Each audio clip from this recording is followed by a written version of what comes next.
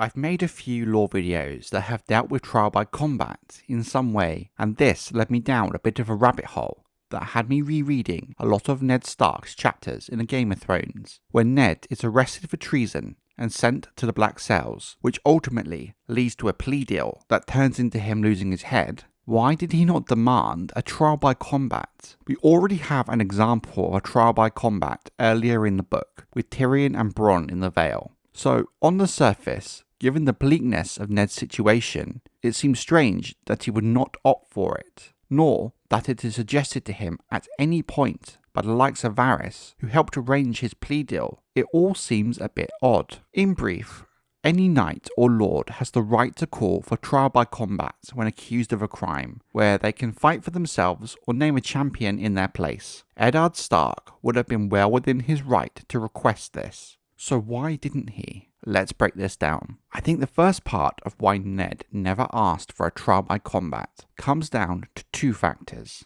Sansa and Arya. He knows and is told by Varys that they are in the hands of Cersei, therefore their lives are at a huge risk. Up until this point, it's clear that Ned has underestimated Cersei, as shown by his handling of the secret of her children's parentage. While yes, warning her was the honourable thing to do, it also shows how little of a threat he saw Cersei as. His time as Hand of the King makes it clear he had little understanding of the Game of Thrones, and had no desire to play it. After his arrest, he knows the danger Cersei is now, and knows the risk that creates for his daughters' lives. Objectively, the deal being offered to Ned isn't awful for a man in his situation, and very few other lords would get such an offer. His daughters' lives are secure. Sansa remains betrothed to Joffrey. Robb gets made Lord of Winterfell if he swears fealty to Joffrey, and Ned gets to live out his days at the Wall with his brother and Jon, probably becoming Lord Commander at some point. And in some ways he would keep House Stark out of an all-out war that would shatter the Seven Kingdoms.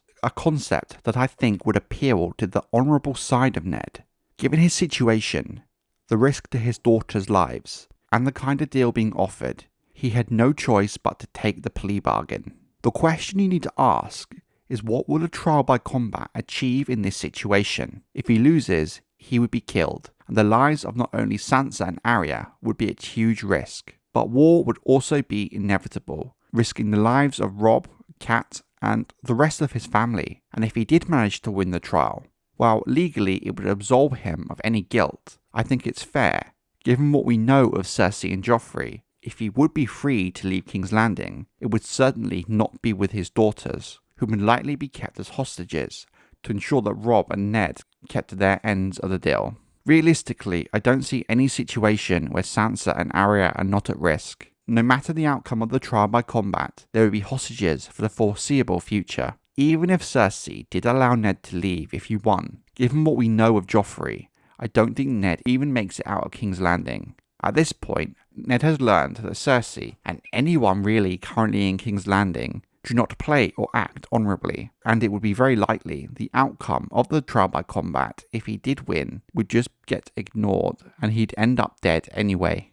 Knowing all of this, and to ultimately protect his children and prevent a war, it makes Varys' plea deal look very attractive. That's why the trial by combat makes no sense for him in this case. Ultimately, however, no one took into account Joffrey, who, regardless of the plea deal being agreed by all, goes rogue and calls for Ned's head. Maybe in that split second after Joffrey goes rogue, Ned wishes he had called for a trial by combat. Another aspect to consider is, while in this case with Ned, if he had won the trial by combat, it does very little to help dampen the current political situation involving the succession, Cat's kidnapping of Tyrion, and Robb calling the banners.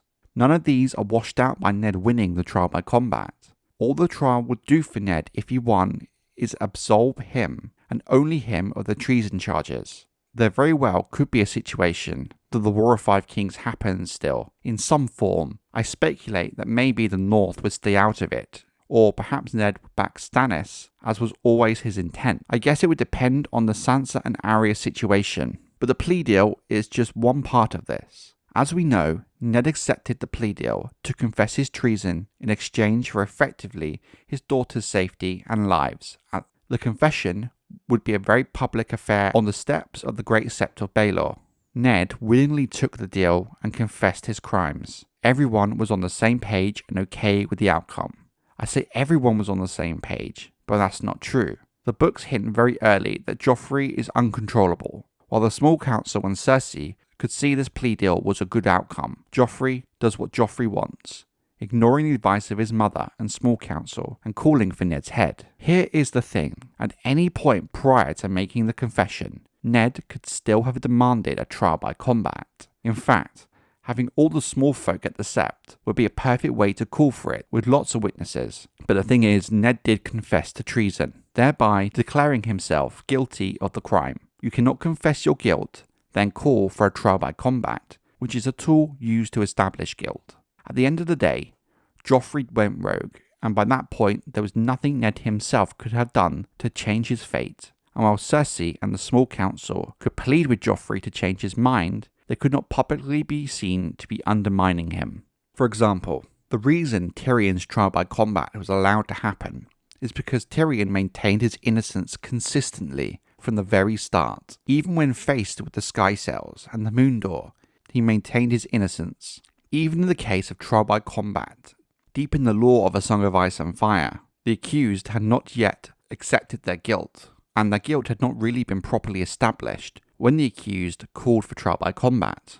For example, let's look at the trial by combat of Braxton Breezebury, who was accused of taking the virtue of Princess Sarah Targaryen by King Jaehaerys Targaryen. While it was a foregone conclusion that Braxton had committed the offence thanks to the confessions of his friends and Princess Sarah herself, at no point does Braxton ever admit his own guilt, almost immediately asking Jaehaerys for a trial by combat. Braxton knew that if he did admit anything, this would no longer be an option for him. So when you look at these other cases of trial by combat, it's plain to see that by admitting his guilt publicly, Ned lost this right. I even think you could make an argument that simply Ned agreeing to the plea deal is a form of him confessing guilt, albeit not publicly. To anyone important in the situation, such as the small council or Cersei, they effectively already had his admission of guilt. Therefore, you can make an argument that the acceptance of the plea deal waivers his right to a trial by combat. There are two more factors that I think play a part as to why Ned chose not to demand a trial by combat. From what we know of Ned, I think it's a fair guess that in this situation he would choose to fight his trial himself rather than call from the help of a champion. And there is where the issue is. It is likely that the champion on behalf of the crown would be a member of the Kingsguard, perhaps the Hound. While the first choice would clearly have been Jaime Lannister, you have to remember that at this point he has fled King's Landing to rally the Lannister army, so this would not be possible. Even so, in a fair fight, Ned would stand a good chance of winning against any member of the Kingsguard, and has shown he has some decent ability in combat, with his actions at the Tower of Joy, and also holding his own against Jaime. But it would not be a fair fight. Ned is still badly injured, with his broken leg after his fight with Jaime. Realistically, there is little to no chance that with that injury, he could win a trial by combat against even an average opponent. Hypothetically, let's say Ned does ask for a champion. There's not exactly anyone in King's Landing who would be willing to stand for him, let alone anyone with the skill to beat a knight of the Kingsguard or the Hound. The whole of Ned's household is dead. I see a similar situation as Tyrion's trial, where I don't think Cersei or Joffrey would be willing to wait for Ned's champion to travel to King's Landing. Perhaps he could call Robb as a champion, but Robb is leagues away, and it would take a long time for him to get to King's Landing. The same could be said for any other Northern Lord who'd be willing to stand for Ned. Not being able to find a champion would mean Ned would have to fight himself, and thanks to his injuries, he'd most likely lose, thus adding more weight as to why a trial by combat would not be the best choice for Ned in this situation. On the surface, Ned demanding a trial by combat almost seems a bit like a plot hole, especially in the terms of them having been set up with Tyrion earlier in the book. But when you break the idea down, it does actually make perfect sense why Ned didn't take up this option and chose to go with the plea deal instead. His daughter's safety, trying to prevent a war, his own injuries preventing him from fighting the duel himself, his own public admission of guilt. The list goes on. So in reality, it does actually make a lot of sense. But it's still fun to speculate how events would have differed if Ned had chosen that path.